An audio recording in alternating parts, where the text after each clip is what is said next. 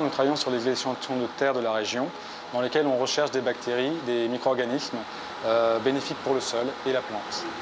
Depuis une dizaine d'années, l'entreprise locale ARD travaille sur une alternative innovante et naturelle aux fertilisants ou pesticides, entre autres.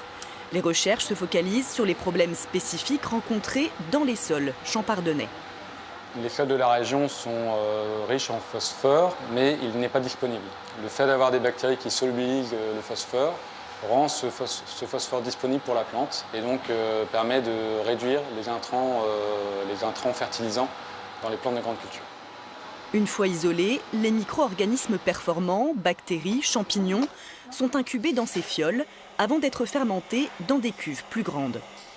On permet d'alimenter les micro-organismes, de les mettre dans les bonnes conditions idéales pour produire de plus en plus de micro-organismes et les utiliser à grande échelle. Objectif, envisager une production à échelle industrielle, sous une forme et un aspect compatibles avec les machines et pratiques agricoles. Le micro-organisme va être emprisonné dans une coque solide avec des molécules particulières, et ce qui va lui permettre de résister au stockage et après pouvoir arriver au champ et avoir son activité.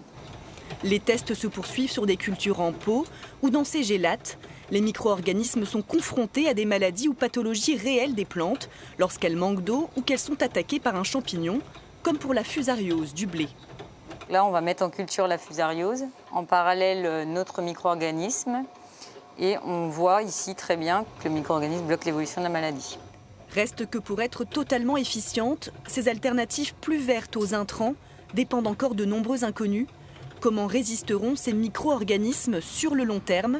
Comment évolueront les mentalités, le machinisme et les politiques agricoles dans les prochaines décennies?